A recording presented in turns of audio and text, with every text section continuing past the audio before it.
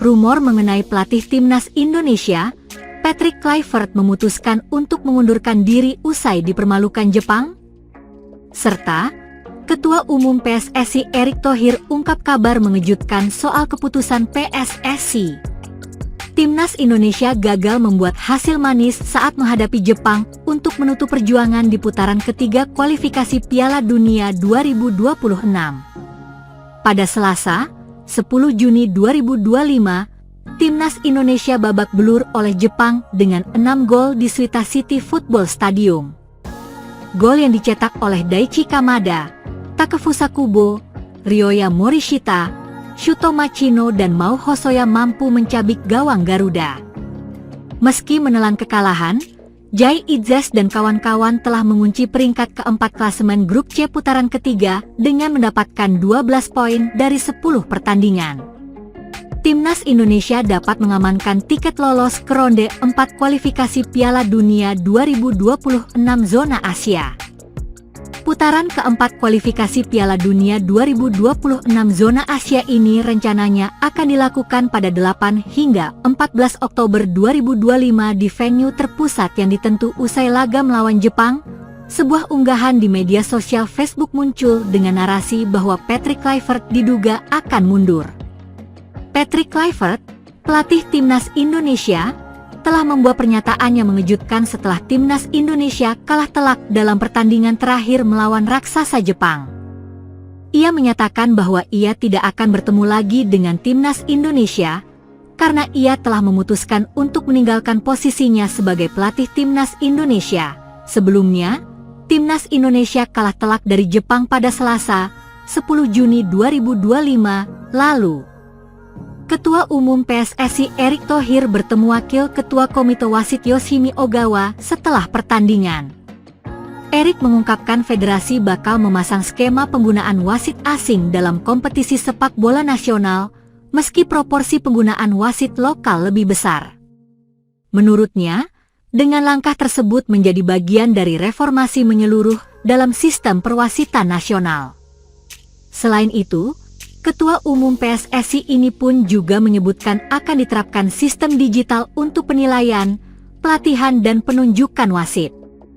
Kami akan membuat perubahan dalam tim di perwasitan dan akan mulai menjalankan sistem penilaian, pemantauan training dan appointment perwasitan secara digital. Kami juga mendorong penggunaan wasit asing dan Indonesia di Liga dengan rasio 30% wasit asing dan 70% wasit Indonesia, tulis Erick Thohir.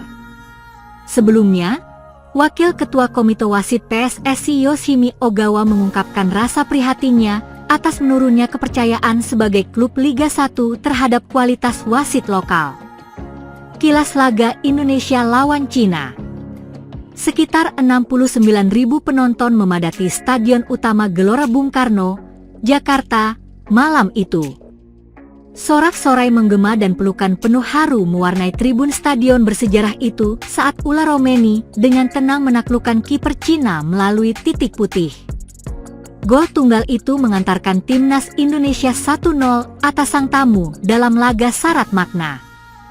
Dan malam itu pun tercatat dalam sejarah, untuk pertama kalinya, timnas Garuda berhasil melangkah ke ronde 4 kualifikasi Piala Dunia 2026 zona Asia. Mimpi jutaan pecinta sepak bola tanah air untuk melihat timnas berlaga di Piala Dunia yang dulu nampak begitu jauh, kini tinggal selangkah lagi.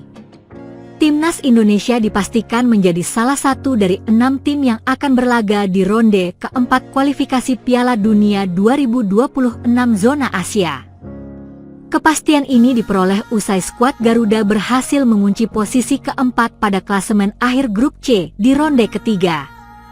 Selain Indonesia, 5 negara lain yang juga lolos ke fase ini adalah Arab Saudi, Irak, Uni Emirat Arab, Qatar dan Oman. Nantinya, ke-6 tim yang lolos dalam pertarungan ronde keempat ini akan dibagi ke 2 grup. Masing-masing juara grup akan langsung lolos ke Piala Dunia 2026. Kemudian 2 tim runner-up akan melakoni kualifikasi ronde 5 untuk memperebutkan 1 tiket ke babak playoff antar konfederasi. Euforia yang memuncak usai timnas berhasil mengalahkan Cina dan memastikan diri lolos ke ronde keempat nyatanya hanya bertahan sekejap.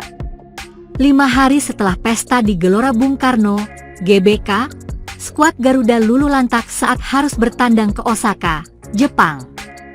Skuad asuhan Patrick Kluivert harus menelan kekalahan telak 0-6 dari Daichi Kamada dan kawan-kawan.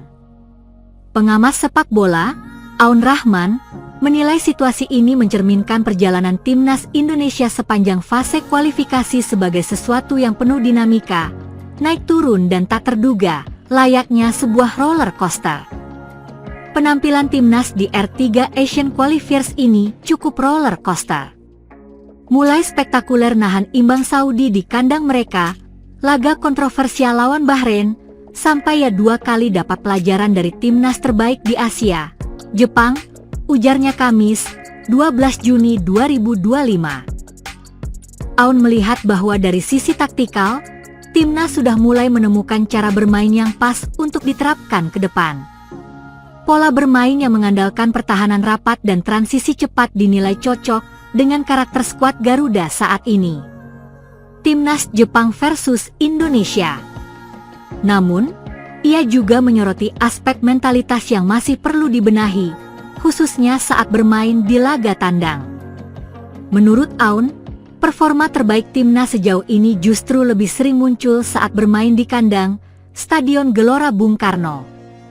Mentalitas tandang masih harus dibenahi. Karena hasil bagus terjadi kebanyakan ketika laga home di GBK. Menang lawan Saudi, Tiongkok, dan Bahrain. Serta menahan imbang Australia, sambungnya. Sebagai informasi, Indonesia tergabung dalam grup C dalam kualifikasi Piala Dunia 2026 ronde ketiga bersama dengan 3 tim raksasa Asia yaitu Jepang, Australia dan Saudi Arabia. Dengan total memainkan 10 laga, timnas Garuda berhasil menorehkan 12 poin hasil dari 3 kali kemenangan, 3 kali imbang dan 4 kali kalah. 3 kemenangan yang diraih timnas Indonesia seluruhnya tercatat saat bermain di kandang sendiri, yakni di Stadion Gelora Bung Karno, GBK. Dalam 3 laga itu, timnas berhasil mengandaskan perlawanan Saudi Arabia, Bahrain dan Cina. Timnas juga berhasil menahan tim langganan Piala Dunia yaitu Australia dengan skor kacamata.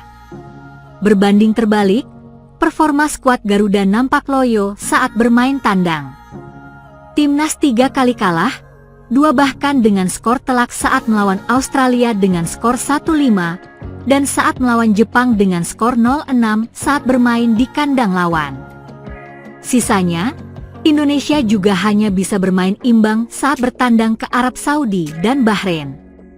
Aun Rahman menyoroti permasalahan klasik yang belum sepenuhnya terselesaikan di tubuh timnas Indonesia, yakni soal penyelesaian akhir yang belum cukup klinis. Menurutnya, persoalan ini sudah terlihat sejak era kepelatihan Shin Tae-yong dan masih berlanjut hingga kini di bawah arahan Patrick Kluivert.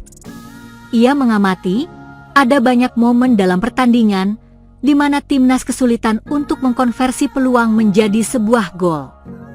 Meski kehadiran Ula Romeni menjadi angin segar, namun Aun mengingatkan, ketergantungan pada satu pemain untuk mencetak gol bukanlah solusi jangka panjang.